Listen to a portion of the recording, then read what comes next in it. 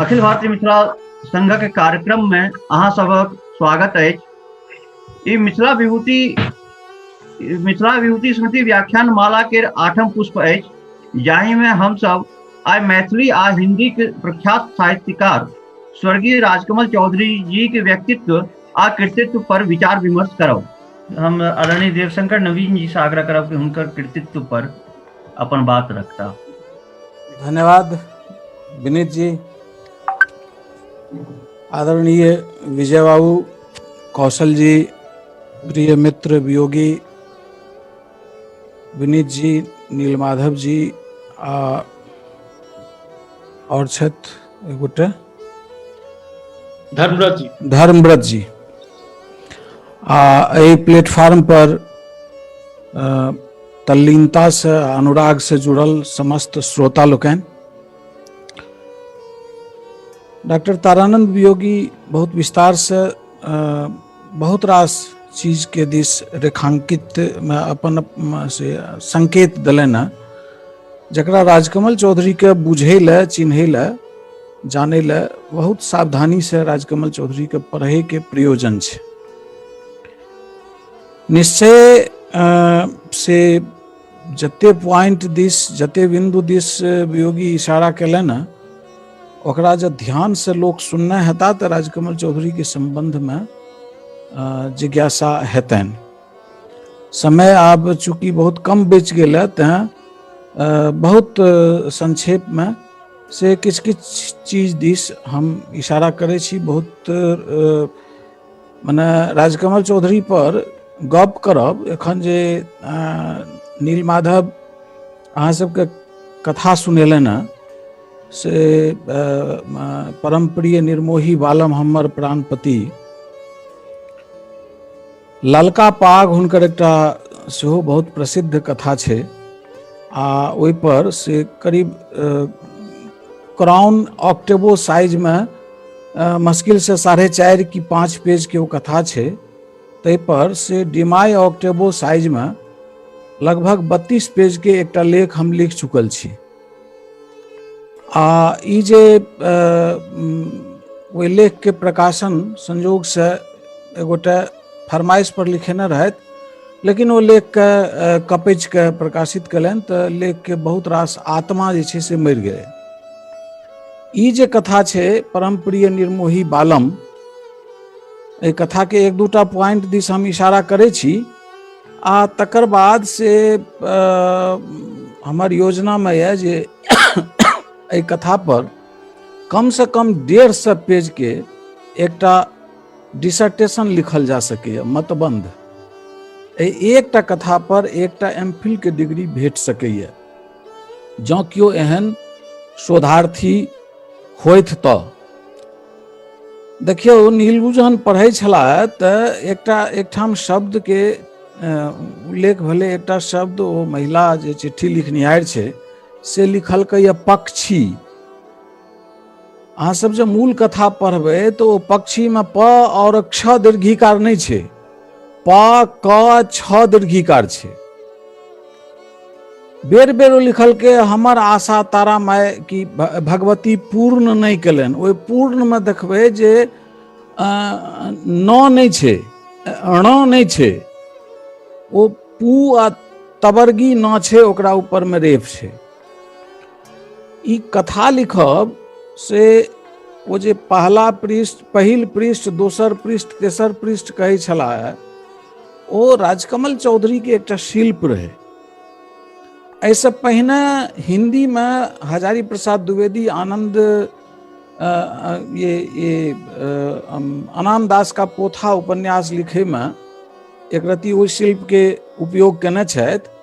लेकिन राजकमल चौधरी के कहानी के बाद मायानंद मिश्र 2 बेर एहि शिल्प के उपयोग कलन। एकटा ओ आचार्य तर्कतीर्थ शास्त्री कहानी छै जे अपन एकटा कलीग पर लिखने रहे, तो ओहिमे ओ एहि तरह के एकटा दोसर उद्योग केलखिन। आ बाद में अंतिम उपन्यास जे मायानंद मिश्र के छनि सूर्यास्त, तहू में एहि शैली के उपयोग केलखिन। राजकमल चौधरी एहि कहानी के प्रकाशित करबे से पहिने एकटा घोषणा केलखिन। वियोगी अहाँ सबके बहुत से विस्तार से ई बात कहलनि जे ओ मनुष्य के, अवांछित मनुष्य के अपना लग नहीं आबे दे के जते रास उपाय जानैत रहथिन, तते रास उपाय सबके बुझल छै। साहित्य में जे केओ क्रियाशील ये सबके बुझल छै जे राजकमल चौधरी रचना के शिल्प के संदर्भ में बहुत से जागरूक राखैत रहथिन। नव नव तरीका के शिल्प सब एकत्र करैत रहथिन। जेना एही कथा में ओ एकटा से सगुफा छोड़लखिन जे हमरा ओहिठाम हमर गाम के एकटा श्रमिक ये, तकर से बाद में ई जे छै प्रबादे पसरि गेलै, किया तऽ मैथिली में बीमारी छै आ ई बहुत रास चीज में होइ छै जे राजकमल चौधरी के संगे हुनकर केओ गौआ रहैत रहथिन, हुनकर एकटा अल्प साक्षर पत्नी गाम से चिट्ठी लिखलखिन, से राजकमल चौधरी के केयर ऑफ में ओ चिट्ठी एलै आ राजकमल चौधरी ओकरा फाड़ि के धोखा में फाड़ि लेलखिन आ पढ़े लागलखिन। आ पढ़ि के देखलखिन जे एकर शिल्प जे छै एहिमे कने कथा तत्व छै, बस ओकरा एम्हर उम्हर कने कए के छपा देलखिन। एतेक पैघ दुष्कर्म राजकमल चौधरी सन श्रेष्ठ लेखक नहीं कए सकै छलाह। लेकिन मैथिली के होशियार बुधियार के तऽ अपन बुद्धि होइ छै। ओ एहि सगुफा के राजकमल चौधरी के शिल्प बुझै के बदला में से एकरा सत्य जकाँ प्रचारित करऽ लागलै। लेकिन ई कथा के शिल्प देखियो, ई टेक्नोलॉजी ओ जब नहीं अपनेने रहितथिन तऽ एहि कथा के एतेक पैघ प्रभाव नहीं होइतै। बहुत रास शब्द रिपीट करैत गेलै ओ महिला, आ तखन से कोन एकटा वेदना, माने कोन तरह से ओ वेदना उभरि के एलैए जे एकटा गरीब स्त्री एकटा नौजवान, पढ़ल लिखल नौजवान के संगे बियाह भए गेलै, ओ बेरोजगार छै, ओकरा सासुर दिस के लोक से पैरवी चाही, से पैरवी करतै ककरो आन के द्वारा। ओ आन जे छै सेहो मैथिल छियै आ मैथिल जे छै ओकर ठकपनी अपना हिसाब से जारी छै। ई सबटा जे मिला जुला के योगी अहाँ सबके जे बात दिस इशारा करै छलाह, ई सबटा समय छै। ई सत्य छै जे पहिल रचना हुनकर से 1952 में छपलनि। यद्यपि हमरा जे हुनकर हाथक लिखल से हमरा सबके संगे ओहि समय में काज करै छलहुँ, ओहि पर एखन बाद में कहब, जे 1949 के लिखल हुनकर सबसे पुरान रचना भेटल है। मैथिली में से कोनो पुरान चीज हुनकर हाथ से लिखल पुरान चीज नहीं भेटल है। मुदा 1952 में हुनकर पहिल रचना छपलनि आ पहिल कथा जे अपराजिता छै से 1954 में वैदेही में छपल छलनि। तऽ आब सोचियो जे ओहि समय में राजकमल चौधरी के आयु से कुल मिला के 52 में से 29 गेल तऽ 23 वर्ष, 23 29 29 31 आ 30 21 22 वर्ष के आयु रहनि। ओहिमे ओ समय जे रहे सौंसे देश में राष्ट्रीय स्तर पर जे साहित्य के समय रहे, तऽ हिंदी में ई विधात्मक तोड़ फोड़ के बात जे छै ओ 55 के बाद एलै। लेकिन राजकमल चौधरी अपन रचना में, कहानी में से ओहिसँ पहिने ओकरा लागू कए चुकल रहथिन। अहाँ सबके वियोगी इशारा केलनि हैं जे ओ पढ़ाकू अपना समय के भारत देश के सर्वाधिक अध्ययनशील आ बहुपठित व्यक्ति रहथिन। आश्चर्य तखन लागत जे पश्चिम में एकटा जासूसी चलल रहे, ओहि जासूस के एकटा संकेत होइत रहे 007, आ ओ 7 के अंग्रेजी में जे 7 लिखल जाइत रहे, वो ऊपरका जे ओकर सुतल लाठी रहे 7 के, वो आगू तक बढ़ के वो 00 के घेर लेत रहे। वही समय में अंग्रेजी में फ्लेमिंग इयान नाम के एकटा लेखक रहथिन जे जासूसी चीज बहुत लिखैत रहथिन आ ओहि पर खूब फिल्म अंग्रेजी में बनैत रहे। 1967 में राजकमलो चौधरी के मृत्यु भेलैया, हुनको मृत्यु भेलैया। आ राजकमल चौधरी ओ इंग्लैंड अमेरिका के ओहि कवि से एकदम ताजा से वाकई परिचित रहथिन। 1960-62 में जहन से एलन गिन्सबर्ग अमेरिका से भारत ले तो आबे देरी वो राजकमल चौधरी से भेंट केलखिन। राजकमल चौधरी कलकत्ता से ओतय तक बनारस तक हुनका संग रहलखिन। तो ई एते पैघ जे फलक रहे राजकमल चौधरी के, से ई फलक ओहिना नहीं रहे। 1952 में उमर सेकेंड सेक्स किताब छपले आ 53-54 तक राजकमल चौधरी ओकर जानकारी लाके से महात्मा बनल छथि। तो सौंसे दुनिया के साहित्य के 1966 में जे पत्रिका के बहुत चर्चित पत्रिका रहे उस समय में अमेरिका के पोटपुरी, वही पोटपुरी में राजकमल चौधरी के कविता छपल छे।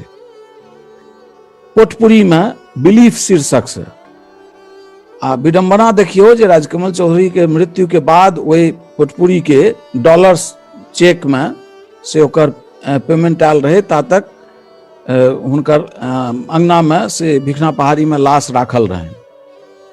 तो ई सब सबटा चीज छे, एमे कतेक व्यवस्थित रहथिन राजकमल चौधरी। उनका पर सामान्यतया मैथिली आ हिंदी में लोग दू तरह के कलंक लगबै छै, जे ओ बहुत दारूबाज रहथि, आ एकटा कलंक लगबै छै जे स्त्री प्रसंग के जे ओ वेश्यागामी छलाह। हमर कैलकुलेशन जे ये से साफ साफ हम कैटा मंच से पूछ चुकलिए लोग के, जे 84, 86, 87, 90 वर्षक आयु जीव के हिंदी, मैथिली आ भारत के कोनो भाषा के रचनाकार सब मरि चुकला है। आ जे गद्य 37.5 वर्ष के आयु में राजकमल चौधरी लिख के चलि गेलखिन, ओ गद्य एखन धरि हिंदी में और किनको तय लिखल नहीं जा सकलनि। असल में राजकमल चौधरी वो शब्द की कहे छै भाषा के लेखक नहीं रहथिन, वो सोचैत जे रहथिन, वो चित्र में सोचैत रहथिन।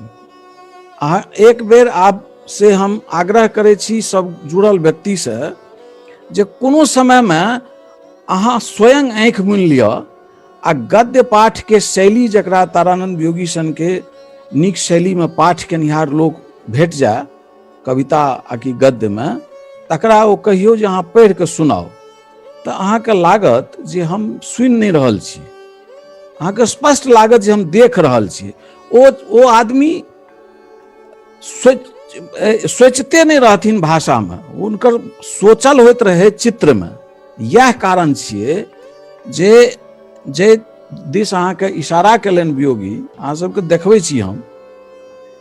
ई देखियो, भारतीय सिनेमा के राजकुमार प्रमेथेश चंद्र बरुआ, ई लेख जहन हुनका लिखे के रहन, तो 1941 से लेकर 1944 तक के 16टा सिनेमा हुनकर बनायल। कहिया कोन वर्ष कोन सिनेमा बनले, के निर्देशक रहे, के ओहिमे एक्टर रहे, तकर सबसे पहिने सूची देलखिन।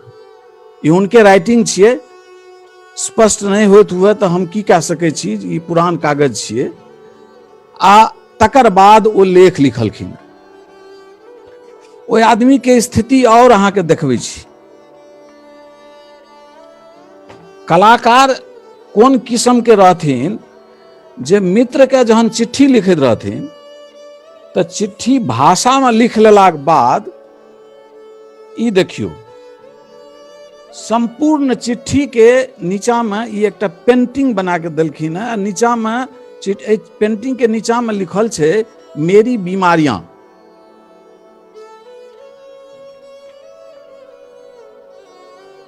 ई 1966 ईस्वी के चिट्ठी छिए। कलाकारी ई देखियो जे कोन कोन किस्म के कलाकारी करैत रहथिन। ई दूर से देखबै छी, ई जे मुनीम जी के लिखे वाला खाता बही सब होइत रहे, ते में ई हुनकर अंतिम समय के कविता सब छियनि। मैथिली में छे एहिमे कविता, आ किछु कविता एक आधटा हिंदियो के छे। तो से कहलहुं जे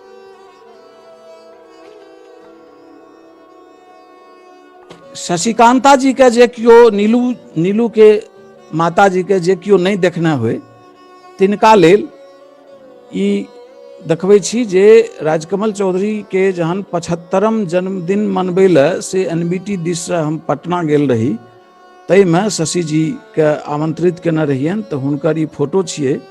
नीलू कहियो अहाँ भेंट कए के ई फोटो हमरा से उपलब्ध कए लिअ। एहने और कएटा चिट्ठी छै, कएटा फोटो यऽ जे रचनावलीमे सेहो अहाँ सब देख सकै छी।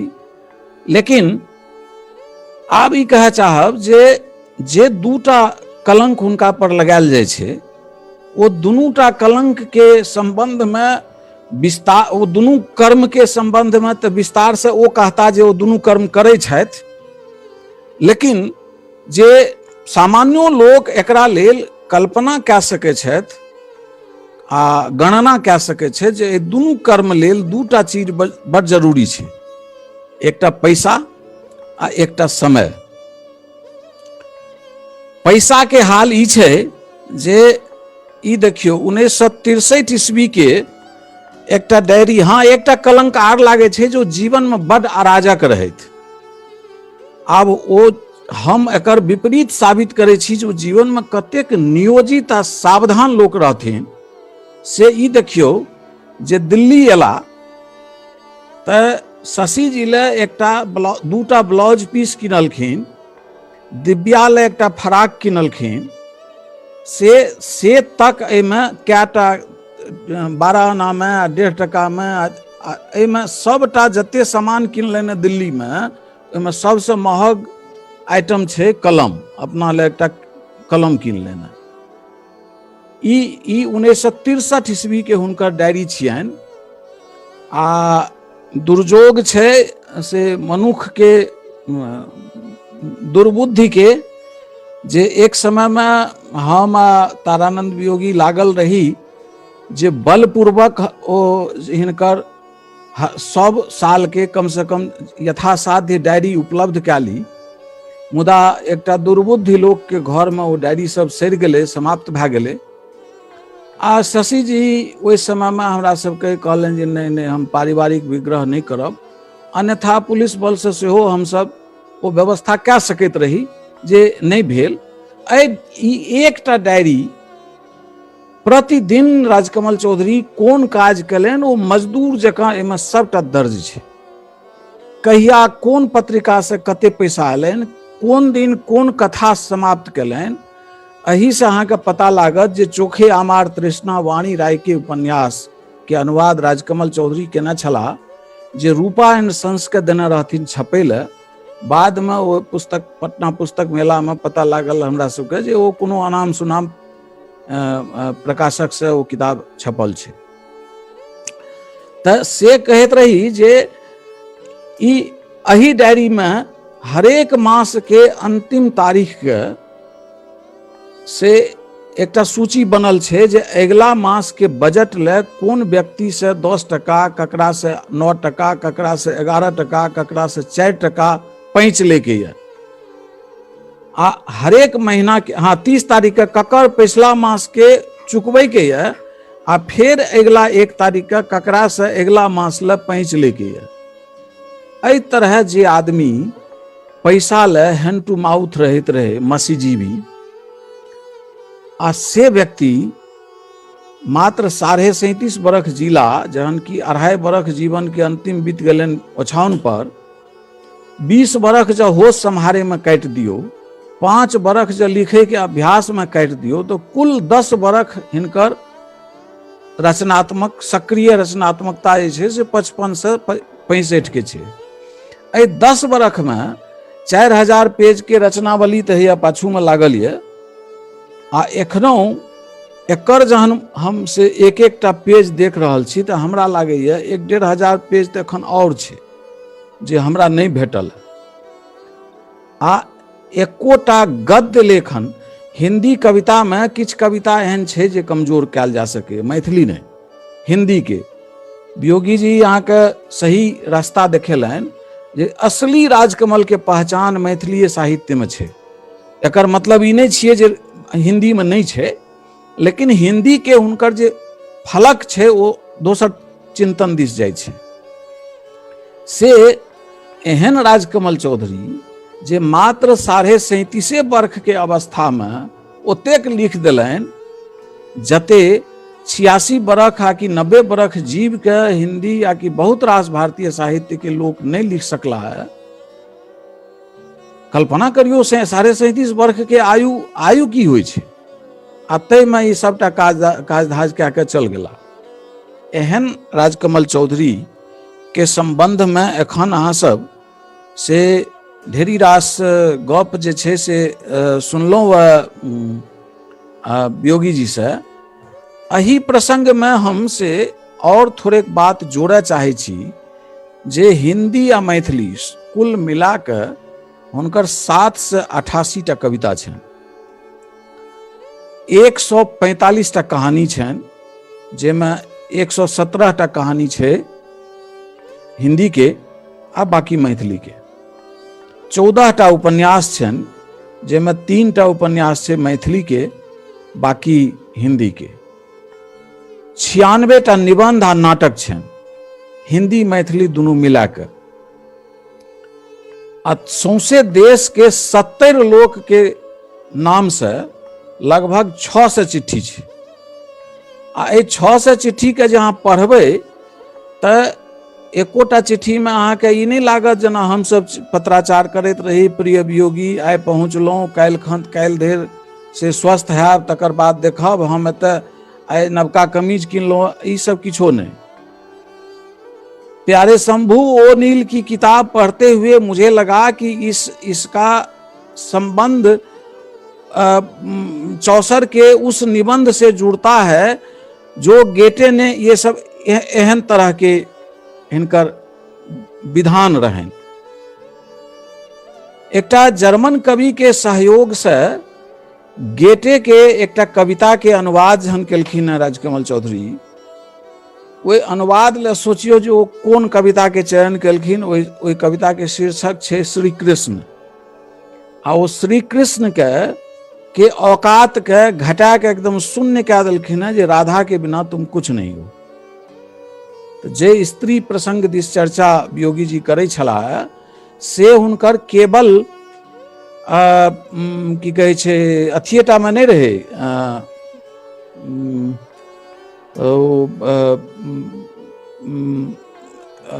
मूले लेखनटा में नहीं रहे, वो अनुवादों में वो ओहने रचना के चयन करैत रहत जकर ई सब विधान होइत रहे। 1960 ईस्वी में जहां मछली मरी हुई उनकर लिखल पूरा भलन त साहित्य राजकमल प्रकाशन को पठेने रहथिन। 5 बरख धरि जहन वो नहीं छपले त एठां एकटा उनकर फौज में डॉक्टर रहल से रामकिशोर द्विवेदी मित्र रहथिन, हुनका वो चिट्ठी लिखलखिन, प्यारे डॉक्टर, नाम्बर जी राजकमल चौधरी नाम्बर जी के नहीं सुहाइत रहथिन। कारण अपन रहल हतन, एक बेर नाम्बर जी से पूछनो रहिए नाम तो किछ कह के टार देलखिन। लेकिन अंतिम समय में राजकमल चौधरी के मृत्यु के बाद नाम्बर जी एकठाम एकटा घोषणा जरूर केने छथिन जे वह ऐसा लेखक था जिसने दुनिया को दिखा दिया कि जैसा लिखा जाता है वैसा जिया भी जाता है। तो से नाम्बर सिंह स्पष्टे छे जे जे विषय आय के भारतीय राजनीति में बहुत प्रमुख विषय भए गेलै है, ओहि विषय पर 1960 ईस्वी में राजकमल चौधरी उपन्यास लिख गेल रहथिन। जै विषय के छुबै के साहस एखन धरि भारतीय साहित्य के कोनो रचनाकार के नहीं भेलनि, मने एम्हरका 5-7-10 बरख के रचना के छोड़ दियो तो से तै विषय पर वो 1960 में लिख चुकल रहथिन, जकरा छापे के साहस नहीं होइत रहे प्रकाशक के, आ जकरा छापे के सलाह दे के साहस नहीं होइत रहे सलाहकार के। तखन वो रामकिशोर द्विवेदी के चिट्ठी लिखलखिन। रचनावली के 8म खंड में ई चिट्ठी छपल छे, जिनका से इच्छा हुए वो पढ़ सके छी।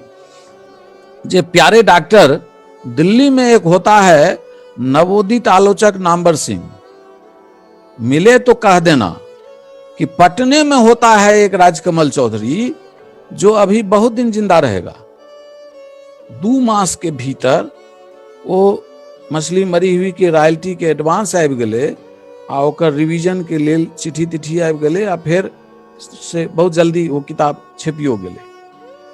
तऽ जै दिस इशारा फेर से ओतै जाइ छी जे वियोगी जै दिस राजकमल चौधरी के प्रभुत्व के इशारा केने रहथि, ताहिमे एकटा और उदाहरण दै छी जे पंकज सिंह हिंदी के एकटा महत्वपूर्ण कवि छलाह, आब नहि छथि, मुजफ्फरपुर के छलाह। ओ एक दिन कहलनि हमरा जे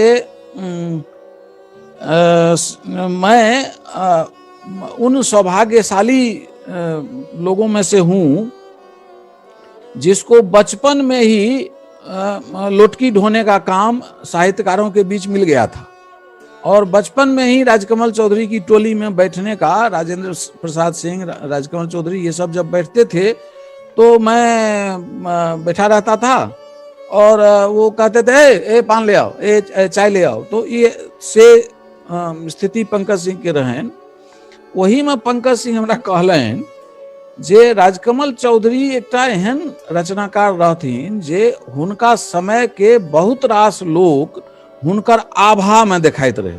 आभा जे कैलेंडर जे फोटो में होइ छै तो से दिव्य ज्योति जे छै, तऽ से राजकमल चौधरी के आभा में जे देखाए वाला लेखक, कवि या लेखक सब रहथिन, वो राजकमल चौधरी के असमय मृत्यु के बाद वो आभा खत्म भए गेलै, तो वो लोक सब देखायब बंद भए गेलै।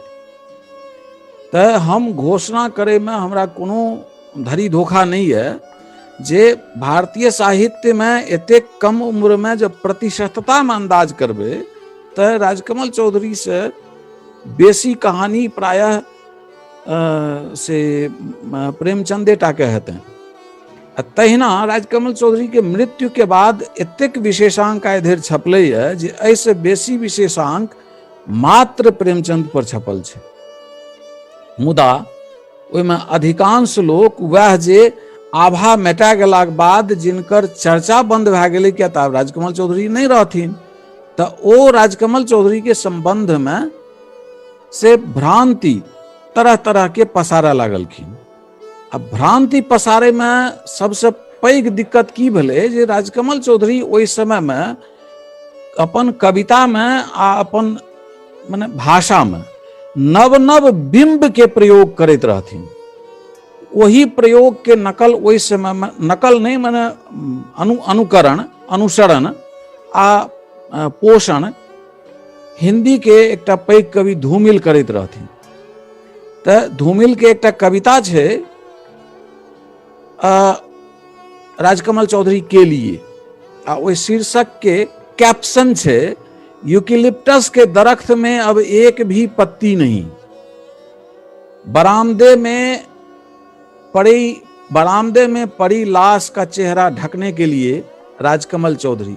एहिमे सबटा शब्द जे छै ई मेटाफर छियै, रूपक छियै। यूकेलिप्टस के दरख्त के मतलब वो सबटा सफेद हाथी छियै, सफेद पोष लोक छियै जकरा से आभा में एकोटा पात लागल नहीं रहि गेलैए जे एकटा लाश तक के ओ झाँपि सके।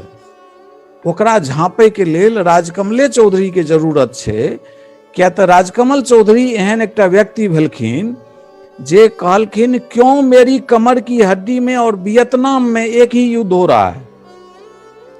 वो एकटा एहन कवि रहथिन जे अपन शारीरिक व्याधि के ओ दुनिया के व्याधि जकाँ देखैत रहथिन।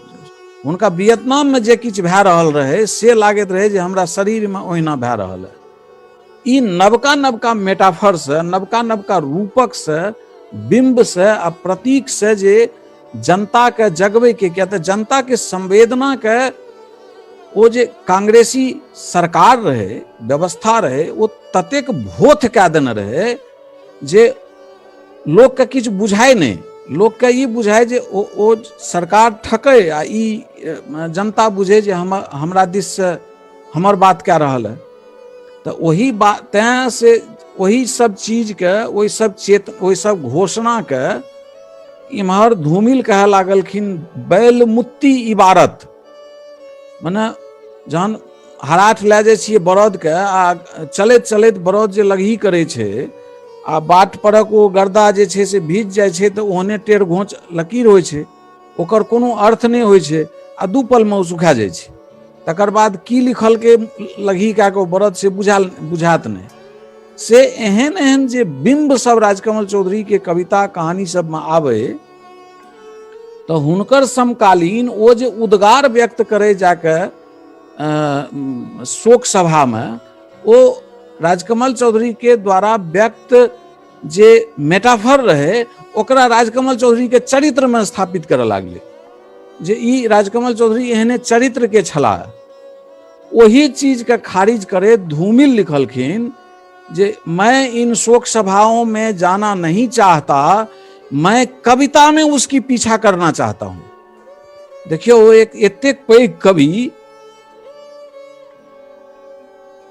एक दिवंगत कवि के हम जते गोटे सुनि रहल छी, हम सबसे निवेदन करै छी जे और कोनो कविता पढ़ू चाहे नहीं पढ़ू, 3टा कविता जो अहाँ पढ़ि लेब, बाबा नागार्जुन के लिखल छनि हिंदी में, बाहर बाहर छलना में, अच्छा किया उठ गए हो दुष्ट, आ धूमिल के कविता लिखल छनि राजकमल चौधरी के लिए। ई 3टा कविता अहाँ सब राजकमल चौधरी के बुझे के लेल आ हुनका प्रति अनुरक्त होय के लेल राजकमल चौधरी के पढ़ू तऽ बढ़िया बात छै। आब तऽ कोनो असुविधा नहीं है, 8000 पेज हम सोझा आनि देने छी, वियोगी सनक मित्र और केदार सनक मित्र और बहुत रास मित्र लोकनि के सहयोग से, तऽ से एक बेर फेर से आब हम पाछू चलै छी। हमरा सबके ओहिठाम अखिल भारतीय मिथिला संघ तऽ आब से बहुत दिन से मिथिला विभूति सम्मान बहुत गोटे के करैत चल आबि रहल अछि संघ। हमरा सबके समाज में वियोगी ठीके कहलनि जे हम सब अपन पूर्वज से आगू बढ़े के बदला में पाछुए मुँहे जा रहल छी। हमर सबके समाज तते कृतज्ञता से देखे लागले ये सब बात के, जकरा राजकमल चौधरी एकठाम से अपन लेख में कहनौ छथिन जे एकटा पैघ लेखक के लेल, जे आज के उद्भट कथाकार और दिग्भट आलोचक को ना तो स्वयं को आत्मस्रष्टा कह पाने का साहस हो रहा है और न परंपरा की कृतज्ञता स्वीकार करने की ईमानदारी है। हम जिस समय में साहित्य में हमर प्रवेश कनिए देरी से भेल, शुरुआती समय रहे आ हम विज्ञान के छात्र रही, वही समय में राजकमल चौधरी के एकटा कहानी जलते हुए मकान में कुछ लोग हिंदी में आ मैथिली में से ननद भाव जा एकटा चंपाकली एकटा विषधर 3टा कहानी पढ़लाक बाद हमर से मोन मैथ कने उनटि गेल आ विज्ञान पढ़ब छोड़ि कऽ हम साहित्य पढ़े लागलहुँ। यद्यपि से फकरा शैली में से ओहिसँ पहिने से कने मने फिल्मी तर्ज पर पैरोडी गीत तीत सेहो वियोगी सेहो लिखै छलै। तऽ वियोगी से जहिया हमरा परिचय भेल ताधरि वियोगी राजकमल चौधरी पर हम तऽ सांस्थानिक रूप से बाद में काज शुरू कलहुँ, वियोगी वैयक्तिक रूप से राजकमल चौधरी पर किछु काज ताधरि कए चुकल छलाह। आ से ओ उपेंद्र चौधरी जे महिषी के रहथिन, जिनका राजकमल चौधरी परदेसी कका कहैत रहथिन, तऽ ओहि समय में संगे जाके हमसब हुनका से कतेक बच्चा कका रहथिन, एकटा उपेंद्र चौधरी अपन से कका रहथिन राजकमल चौधरी के, आ एकटा कने दियादी में रहथिन। हुनका दुनू के कईटा इंटरव्यू सब लाके हमसब उस समय में प्रकाशितो करेने छी। वह चर्चा केने छथिन जे 1947 ईस्वी में जे टर्मिनल परीक्षा में TNB कॉलेज में राजकमल चौधरी लेख लिखलखिन, ओ लेख ओहि समय में माहेश्वरी सिंह महेश के ततेक पसीन पड़ल रहे जे ओ परीक्षा के कॉपी से ओ लेख लाके कंट्रोल का देवता शीर्षक से कॉलेज पत्रिका में छापलखिन। तहाँ ताहि हिसाब से कनिया और पाछू जा पड़त, जे हम 49 कहैत रही से 1947 से भए गेल। आ 1947 में राजकमल चौधरी के आयु देख लियौ जे 18 बरख के छलाह। तऽ 18 बरख ओहू से पहिने कनिए जे जेबै तऽ एकटा से युयुत्सा में एकटा छपल छै लेख जे सुधीर चौधरी के लिखल छियै, जाहिमे 1942 में तीन महला से राजकमल चौधरी कूदि गेल छलखिन, स्कूल में पढ़ैत रहथिन तखन 1942 के आंदोलन में।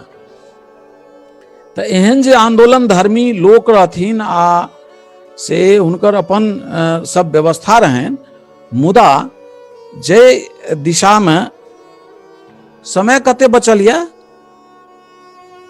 छै एखन छै जी, बढ़ा देने जी। 2 घंटा अहाँ सबके बीत गेल जी जी, तऽ जल्दी खत्म कर लो जी। अच्छा, तऽ से मने राजकमल चौधरी पर तऽ 4-4 गोटे से एके दिन गप करब तहन तऽ से अहिना हैत, ओ तऽ गप किनको गप पूरा नहि हैत। तऽ असकरे वियोगी 3 दिन तक राजकमल चौधरी पर बाजि सकै छै। सवालो आयल छै फेसबुक पर कि राजकमल लग कविता एवं यात्री कविता में मौलिक अंतर स्पष्ट करी, और दोसर सवाल छै कि काव्यात्मक तुलनात्मक समीक्षा के इच्छुक छी। अच्छा जी, 2टा सवाल तहन सवाले दिस चलै छी। जी जी, किया तऽ से हमरा बुझना जे गप तऽ राजकमल चौधरी पर कखनो खत्म नहि हैत। जी जी, किया तऽ जे सब एखन तऽ पेनिये छानल गेल रहै, और से स्थिति तऽ हुनकर ई रहनि जे हुनकर अंतिम कविता मानल जाइ छनि जे मैथिलीमे, जाहिमे कहलखिन हेँ जे हमरा दुख अछि जे कविता हमर रहि गेल काँचे, एहि जारनिसँ उठल कहाँ धधरा, व्यथा कहब ककरा, कथा कहब ककरा। मतलब एहि कोटिके रचना केलाक बावजूद राजकमल चौधरीके ई रहनि जे कविता हमर काँचे रहि गेल, जे इहो कहि देलखिन जे कविता आब नहि थिक नवसिख, नख सिख श्रृंगार, रति विपरीतक उनटल ग्रीवाहार, कविता थिक जीवनक जय घोष। आ जँ राजकमल चौधरी नहीं आयल रहितथिन तऽ हमरा सभक पीढ़ी कहि नहीं सकैए जे हमर सभक हमरा सबके ओहिसँ आगू के काज करऽ पड़ल। आ जँ राजकमल चौधरी ओ बंजर जमीन के नहीं तोड़ि देने रहितथिन, जँ यात्री पारो आ नवतुरिया से आ कविक स्वप्न से ओ से भाकन आ केतली आ ओ कजरी जमल जबदाह वातावरण के नहीं तोड़ि देने रहितथिन, जँ से कांचीनाथ झा किरण से लए के राजकमल चौधरी तक एतेक काज नहीं भए गेल रहिते, तऽ एखन हमसब कोन तरह से अपन साहित्य के लेल गौरवान्वित होइतहुँ से कहब कठिन यऽ। तऽ आब एहि पर फेर हम कहियो बाद में एहि पर गप करब। किछ की प्रश्न की छनि? दर्शक के प्रश्न के संतुष्ट केनाइ सेहो अपना जरूरी, सबके उत्तरदायित्व बनै। हाँ से प्रश्न छै से बेसी जरूरी छै। राजकमल कविता एवं यात्री के कविता में मौलिक अंतर स्पष्ट करी। राजकमल का कविता और यात्री जी की कविता दोनों में अंतर स्पष्ट, मौलिक अंतर। देखियो ई प्रश्न जे है से हमरा नहीं अंदाज यऽ जे राजकमल चौधरी आ बाबा यात्री के कतेक कविता के पढ़ि के से के गोटे प्रश्न केलनि हैं। क्षमा करब हमर एहि वक्तव्य पर जे हम हुनकर अध्ययनशीलता आ हुनकर योग्यता पर प्रश्न चिन्ह नहीं लगा रहल छी। हम मात्र एतबा कहि रहल छी जे ई प्रश्न से प्रोफेसर शिव प्रसाद यादव जी छथिन भागलपुर विश्वविद्यालय में मैथिली विभाग के अध्यक्ष, उ करले छथिन। अच्छा जी, तो क्यों भी जा सके। हाँ क्यों कह सके छथि। तऽ बंधु शिव प्रसाद जी, अहाँ से तऽ हमर शिव प्रसाद जी हमर क्लास फेलो छथि। क्वेश्चन दाग नहीं होइत। हाँ एमए हम दुनू गोटे मैथिली में पहिल एमए हमरा संगे केने छथि, मने हमर पहिल एमए हुनके संगे भेल यऽ। तऽ बाबा यात्री प्रगतिशील कवि छथि, हालांकि मायानंद मिश्र अभिव्यंजनावाद के जहन प्रकाशन 4टा अंक ओकर छपल छल आ दिशांतर कविता संग्रह हुनकर जे आयल रहन तऽ से एहि तरह के कोनो वर्गीकरण, चूँकि से विनीत जी ई आम पाठक के प्रश्न नहीं छी, एकटा प्रोफेसर प्रश्न केलथि है, तेँ हुनकर भाषा में हमरा जाय पड़ि रहल है। हिंदी साहित्य में बंधुगण से छायावाद के बाद उत्तर छायावाद एलै, फिर प्रगतिवाद एलै, तकर बाद प्रयोगवाद एलै, वह प्रयोगवाद घूमि फिर के नई कविता में रूपांतरित भेलै। आ वह प्रगतिशील काव्य जे रहे बाबा यात्री के जमाना के, वह एकटा बाईपास लए के से समकालीन कविता में आबि गेलै, जे एखन चलि रहल छै 60 के बाद के कविता। बीच में ई 1943 से 1963 तक के जे समय छै, वो ओकर दोसर तरह के ओहिमे चित्रण छै, ओही में कविता एलै, ओही में उत्तेजना एलै, सबटा भेलै। मैथिली में एहि तरह के व्यवस्थित बात जे छै से कहियो एलै नहीं। भुवनेश्वर सिंह भुवन एके संगे, यद्यपि मायानंद मिश्र अपन मैथिली साहित्यक इतिहास में भुवनेश्वर सिंह भुवन के प्रगतिशील कवि माने से कनिया परहेज केलनि, मुदा ओ गड़बड़ छनि, ओ गलत केने छथि। किया तऽ हुनका से यदुनाथ झा यदुवर के नाम से जे युग के ओ स्थापना करे के चेष्टा केले न, ओ युग भुवन युग हेबाक चाही, यदुवर युग नहीं हेबाक चाही। कारण यदुनाथ झा यदुवर राष्ट्रीय स्तर के रचना करे छलाह, लेकिन मायानंद मिश्र लग एहि बात के स्थापित करे के कोनो तर्के नहीं रहे। आ सबटा तर्क ओ भुवन जी से लाके देलखिन है, अछैत तकर भुवन जी के ओ प्रगतिशील कवि माने से इनकार केलखिन। आब तकर कारण की छियै जे ओ विरहिणी ब्रजांगना के अनुवाद केलनि। तऽ भुवन जी के ओहिठाम एके संगे कखनो अहाँके छायावाद देखायत, कखनो अहाँके प्रगतिशीलता देखायत। हुनकर बाद यद्यपि से बाबा नागार्जुन बाबा यात्री कह चुकल छथिन भुवन जी के संबंध में, जे हिंदी के पुरान परिपाटी के पुरान शिल्प से कविता लिखे में जहन मैथिली कविता आ मैथिली कवि लड़खड़ा लागल रहत, तखन भुवन जी आबि के थामलनि आ ओ कविता के नवीन युग के सोझा में ठाढ़ केलनि। अर्थात प्रगतिशील काव्य चेतना जे छै ओ भुवन जी के ओहिठाम देखै छथि। जे बात के अभिव्यंजनावाद कहै छथिन, तरह तरह के से वैश्विक स्तर के विश्व साहित्य के कवि सब के तुलना करैत मायानंद मिश्र, वही बात के राजकमल चौधरी नव कविता कहलखिन, जे 16टा कवि के किछ किछ कविता के संग्रह के संगे राजकमल चौधरी तऽ चलि गेला, बाद में ओकरा रामकृष्ण झा किशुन संकलित केलनि, लेकिन वो संकलन छेप नहीं सकले। रामकृष्ण झा किशुनो चलि गेला, मुदा विचार तऽ रहि गेलै। ओ विचार छियै नव कविता के।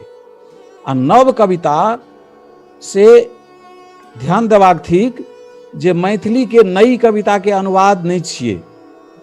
नव कविता जहन राजकमल चौधरी के नव कविता पढ़बै, जहन रामकृष्ण झा किशुन के नव कविता पढ़बै, जहन मायानंद मिश्र आ से सोमदेव आ धूमकेतु के नव कविता पढ़बै, तखन बुझे में आबि जायत जे नव कविता की छियै आ ओ प्रगतिशील काव्य से नव कविता कते आगू छै। प्रगतिशीलता यथार्थ से संबंध जे राखैत रहे, ओ अपन से सामूहिक सत्य के देखे के चेष्टा करैत रहे। लेकिन राजकमल चौधरी के जे चिंतन मैथिली साहित्य में से समाविष्ट भेलै, ओहि चिंतन में एक एकटा यूनिट के इकाई, समाज के अंतिम पंक्ति के अंतिम व्यक्ति तक के जीवन जिजीविषा अभिलाषा के रेखांकित करे के चेष्टा कयल गेल रहे, जे भूमिका से अहाँके वियोगी जी अहाँ सबके सुनबै छलाह छोट छोट अंश, ओही भूमिका में इहो रेखांकित छै जे यात्री जी के जे कविता छे गई फेकनी कपलेसर जो टाका पैसा ला नहीं खगतो छा रखना पौवाही फुच्ची, वही में राजकमल चौधरी कह चुकल छथिन जे यात्री के फेकनी के अंतरंग नहीं देखाय छन।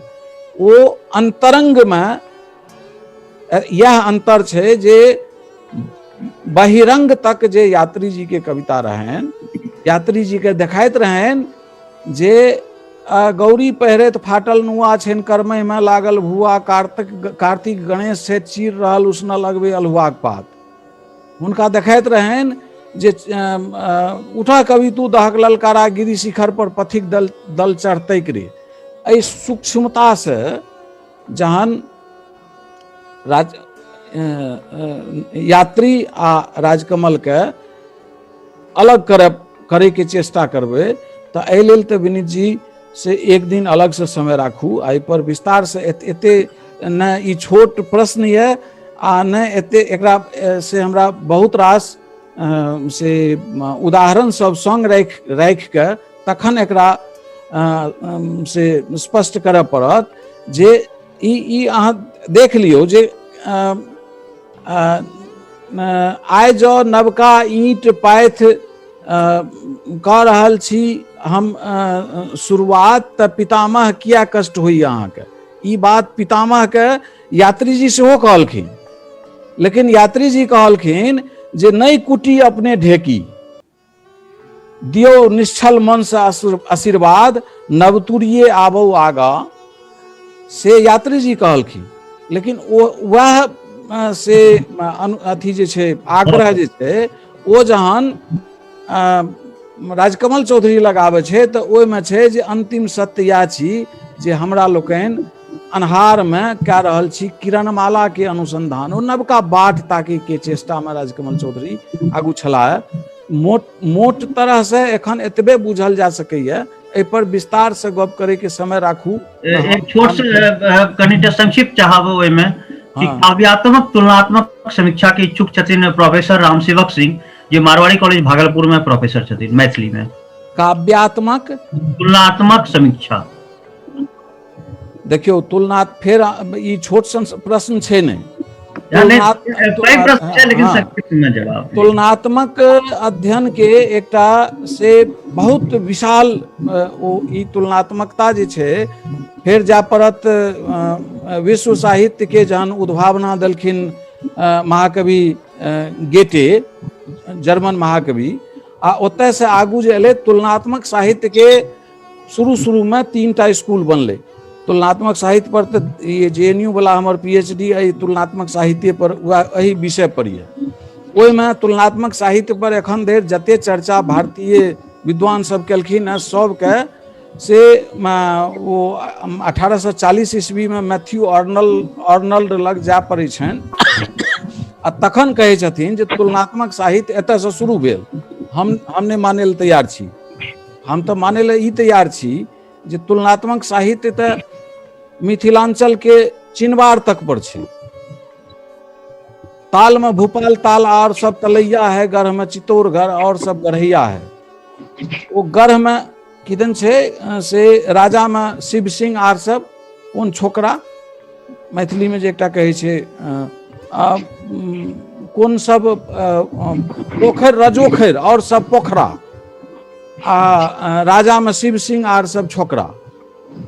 वैसे पाछू जे जाब तो संस्कृत में तो चाहिए उपमा कालिदास से भारवेर अर्थ गौरवम दंडिन पद लालित्यम मागे संति त्रयो गुणा।